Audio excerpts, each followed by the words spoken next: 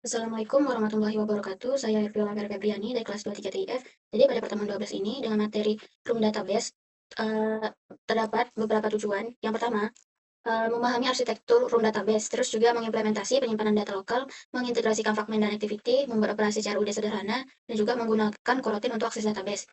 Jadi, pemahaman masalah pada praktikum ke-12 ini, permasalahan yang diselesaikan adalah bagaimana menyimpan data secara lokal di perangkat Android Studio, terutama ketika ketika aplikasi tidak memiliki koneksi internet. Jadi kita itu perlu menyimpan catatan ke dalam database lokal, terus menampilkan daftar catatan menggunakan recycle view, menambahkan catatan baru melalui form input, terus juga ada fungsi delete untuk menghapus catatan yang udah diinputkan melalui icon delete. Terus langsung saja masuk ke langkah kuncinya. Jadi yang pertama, pastikan dulu membuat struktur folder dan file seperti ini, yang dimana di dalam package data terdapat lagi package baru yang bernama DAO entity. Karena sebelumnya kemarin kita udah buat model kan, jadi itu nanti bakalan digunain juga untuk satu file baru. Uh, jadi kita masuk ke booking di dalam package DAO, kita buat sebuah file interface baru yang bernama booking DAO, yang dimana file DAO ini berfungsi untuk membuat fungsi-fungsi yang ada di CRUD. Nah, CRUD itu kan fungsinya ada create, update, delete. Nah, create itu yang berarti insert. Jadi kita tambahkan fungsi insert di sini supaya nanti database-nya itu kita bisa menginputkan suatu data. Terus juga ada update. Nah, update ini digunakan untuk fungsi jika kita ingin mengupdate suatu data yang telah kita inputkan sebelumnya. Dan ada delete. Delete ini ya untuk menghapus data yang udah diinputkan. Terus juga kita buat package baru bernama entity. Nah, di package entity ini buat lagi file data class baru yang bernama booking entity. Apa data class booking entity ini dia itu berfungsi untuk menampung semua uh, apa atribut atau variabel yang terdapat di dalam database kita. Nah, jadi sedangkan karena saya mau membuat database booking untuk penginputan CRUD booking, jadi saya itu di sini menambahkan atribut nama, tanggal, jenis lapangan, jumlah pemain, jam, harga, status, dan nama ini tipe datanya string, tanggal ini juga tipe data string, jenis lapangan string, jumlah pemain string, dan jam itu string. Hanya untuk harga saja yang saya inputkan integer. Kenapa di sini tanggal itu saya membuat string? Karena di tanggal itu kan, nih contoh, di tanggal itu kan dia nanti bakal kebuat tanggal 2, 12, slash bulan 12 slash 2005. Nah, karena ada karakter itu, makanya di dalam Android Studio itu saya membuatnya itu string. Nah, terus juga itu di dalam model, di dalam package model kita buat file uh, kelas baru yang bernama app database. Nah, jadi ini database yang bisa dibilang ini room database-nya lah. Jadi ada daftar tabel yang akan digunakan di dalam database. Daftar tabelnya ini tadi kan saya membuatnya itu booking entity. Nih. Terus version ini versi database-nya. Jika struktur tabel berubah, ini tergantung ya. Kalau struktur tabel berubah, maka versinya itu bakal naik. Tuh. Nah, terus juga companion object. Di sini kita akan memastikan volatilnya itu instan dapat terlihat ke thread lain secara real time. Dia ini kayak lebih mencegah untuk terbentuknya lebih dari satu instan atau database gitulah. Nah, terus juga ada yang function get instant. Dia itu untuk membuat database-nya hanya sekali. Jadi kalau misalkan kita nginputinnya cuma satu, ya udah munculnya satu aja. Jadi nggak ke double-double. Terus juga ada file instant ini, dia itu kayak room database builder yang digunakan untuk membuat database. Terus ada juga .file back to destructive migration, yaitu kayak uh, kalau versi database naik dan tidak ada migrasi, terus juga database lama akan dihapus dan diganti dengan yang baru gitu. Nah, kalau instant ini dia itu untuk menyimpan agar nggak dibuat ulang aja sih. Terus lanjut, karena saya membuat booking, jadi saya membuat package baru yang bernama booking. Di dalam booking ini ada file lagi bernama booking adapter dan juga booking fragment. Nah, kita bahas dulu booking fragment. Jadi booking fragment ini merupakan nanti app yang akan kita gunakan atau halaman menu menu apa sih? Menu button button navbar. Nah, jadi dia ini ada kita membuat booking list yang dimana booking list ini dia itu berfungsi untuk menampung semua data booking dari si database yang udah kita buat sebelumnya. Kita juga di dalam view ini kita menambahkan binding, fragment booking binding, itu untuk menghubungkan fragment dengan layout XML yang melalui view binding. Nanti saya tunjukkan juga XML-nya, layoutnya. Tuh ada override fun on view create, dia ini dipanggil setelah tampilan fragment dibuat. Nah, terus juga dia bersama dengan app database.get instant ini dia itu mengambil instant dari database room dari tadi dari app database. Terus juga nanti dia itu bakalan adapternya ini menerima daftar booking. Nah, kita panggil nih fungsi adapternya tadi. di dalam fragmen dia itu bakal menerima daftar booking dan fungsi delete-nya. Nah, di sini saya belum membuat form untuk edit, jadi di sini cuma baru bisa delete aja, baru bisa menghapus data. Terus juga di sini kita aturlah recycle view-nya agar tampil secara vertikal karena ya itu tadi, saya maunya vertikal aja, biar bisa di-scroll atas bawah. Tuh, kita juga menambahkan setup drop down. Nah, jadi di formnya ini nanti mana dia? Hmm, oke. Nah, di form kayak jenis lapangan, jam booking, jumlah pemain itu bakalan muncul drop down. Jadi makanya saya menambahkan fungsi pemanggilan apa bisa dibilang itu kayak sejenis metode sih, metode drop down. Kalau misalkan nggak kita ini nggak bakal berfungsi drop downnya atau dengan kata lain error lah. Nah, terus juga ada setup data picker-nya, terus juga di sini saya memanggil function button bookingnya. Terus juga di sini, nah inilah drop down saya. Jadi kalau untuk drop down jenis lapangan, form untuk jenis lapangan itu, jadi saya ada futsal, badminton, basket, tenis, volley, dan pedal. Terus juga untuk drop down jumlah pemain ini saya untuk angka genap aja sih. Ada 2 pemain, 4 pemain, 6 pemain, 8 pemain, 10 pemain.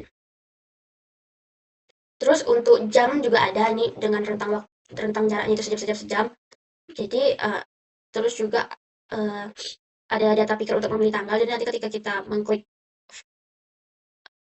inputan tanggal itu bakal muncul kalendernya secara otomatis. Jadi kita bisa menginputkan tanggal lebih cepat aja gitu dan otomatis. Terus ini fungsinya untuk apa button bookingnya itu supaya berfungsi. Jadi kita panggillah semua atributnya ini, kita kasih banding viewer dan sama validasi inputannya. Terus di sini juga saya ada menggunakan coroutine juga. Jadi dia itu bakal menyimpan database yang udah diinputkan tadi menggunakan coroutine. Jadi coroutine ini ditandai dengan life cycle scope. Nah, kita kita panggil satu satu table yang udah kita buat itu kan bukan titik, termasuk sama si atributnya. Hmm.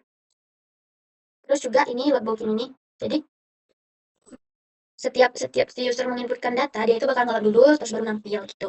Kalau nampil bakal ada nih muncul notifikasi bahwa booking berhasil.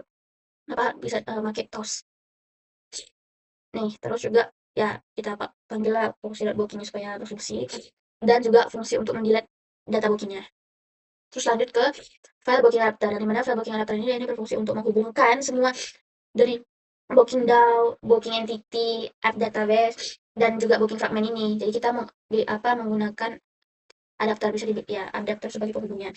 Jadi buat kelas booking adapter di mana di sini nanti kita itu membuat parameter data ini dia itu untuk list data booking yang bisa diubah atau bisa dibilang bersifat dinamis. Terus juga, nah ini saya belum menambahkan edit, tambahkan juga parameter on delete, dia itu untuk callback tombol delete-nya. Dan menambahkan inner class view holder, dia itu untuk menghubungkan layout item booking. Nih, setelah setelah booking itu, dia kan bakal muncul di datanya setelah diinputkan. Nah, saya membuat tampilannya itu seperti ini. Dan ada tombol delete-nya. Nah, jadi nanti dia itu bakalan memanggil layout item booking XML-nya ke recycle view. Terus juga ini ada funbind. Ya, ini fungsi untuk mengisi data setiap item ketampilan. Nah, jangan lupa ini binding setiap layout kita panggil ke sini. Layout text view yang ada di layout. Terus juga kita panggil juga binding button untuk delete-nya. Terus juga override find on create view holder, dia ini membuat view holder baru ketika recycle view memerlukan item baru. Nah, terus juga ada override find on bind view holder, yaitu untuk menghubungkan data booking ke view holder berdasarkan posisinya. Terus juga ada override find get item count, yaitu jumlah item yang akan ditampilkan di recycle view. Terus juga ada function delete item, dia ini untuk menghapus item dari list dan update tampilan recycle view. Nah, ada nih, dia notify item remove untuk memberitahu bahwa recycle itu telah dihapus berdasarkan ID-nya. Tuh. Jadi nanti setiap kita melakukan penghapus data itu nanti dia bakal ada notifikasi bahwa data telah dihapus. Nah, kemudian lanjut untuk error itu alhamdulillahnya nggak ada error di sini. Jadi skip aja. Tantangan dan kesulitan yang saya hadapi selama mengerjakan praktikum 12 ini itu susah sinkronisasi data fragmennya ini sama booking entity. kayak susah menghubungkan lah gitu. Jadi kayak kalau misalkan udah dibuat dia fragmen gitu secara logikanya, tapi uh, table bookingnya itu nggak kepanggil, jadi dia tuh bakal nampilin form kosong aja. Terus juga susah untuk penggunaan coroutine-nya, karena kan coroutine ini untuk query di database kan. Terus sama salah menangani life cycle, kayak uh, lupa menonulkan binding di on desktop view-nya, jadi memorinya aja sih kena itu tantangan kesulitannya. Terus juga kayak lanjut ke pemahaman konsep intinya. Yang pertama, ROM itu menyediakan ORM yang menghindarkan developer dari route query SQL yang panjang. Konsep pentingnya itu kayak mencakup mulai alurnya itu dari entity, terus direpresentasikan ke table atau ke DAO. Terus lanjut bakal diakses data CRUD-nya atau database-nya. Nah, baru nanti dihubungkan ke SQLite. Terus juga pemahaman konsep inti yang kedua itu recycle view membutuhkan adapter dan view holder agar dapat menampilkan data secara dinamis. Jadi kita itu bisa input datanya itu bakalan ke-update tiap hari kalau misalkan kita inputin. Jadi dia nggak bersifat statis. Kalau statis kan kita harus menyediakan datanya dulu. Kalau ini nggak, udah form kosong, tinggal kita inputin aja. Nah, terus juga yang ketiga itu insert dan get itu dapat berjalan di background sehingga di background thread sehingga UI itu bakal tetap responsif. Sama button navigation itu akan mengharuskan setiap menu dikemas dalam fragmen agar navigasi mudah dan efisien. Jadi dan yang terakhir, hubungan dengan materi sebelumnya itu apa? Yang pertama, intent dan fragment navigation. Karena galeri itu ditambahkan, kan sebelumnya saya ada menambahkan intent galeri kan. Jadi galeri ditambahkan sebagai fitur lanjutan di aplikasi. Terus juga room maupun retrofit sama-sama menggunakan interface untuk data akses, terus juga menggunakan coroutine untuk asynchronous, dan data class sebagai modelnya. Jadi berhubungan. Terus juga penggabungan room dan retrofit, karena kan data biasanya diambil dari API atau retrofit, terus disimpan ke dalam database lokal yang bernama atau room, ditampilkan ke recycle view. Sebelumnya saya udah login, jadi nggak perlu login lagi. Mana dia? Nih,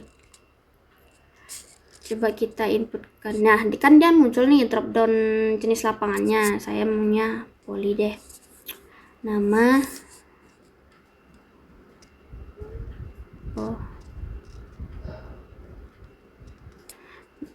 nah tanggal bakalan nih langsung ke otomatis dia kan, jadi lebih gampang aja sih user nanti mau inputin. Terus jam booking muncul juga drop down. Saya mau jam sampai jam 5. Jumlah pemain juga muncul drop down, 6 pemain. Nih, langsung kita klik booking. Muncul nih.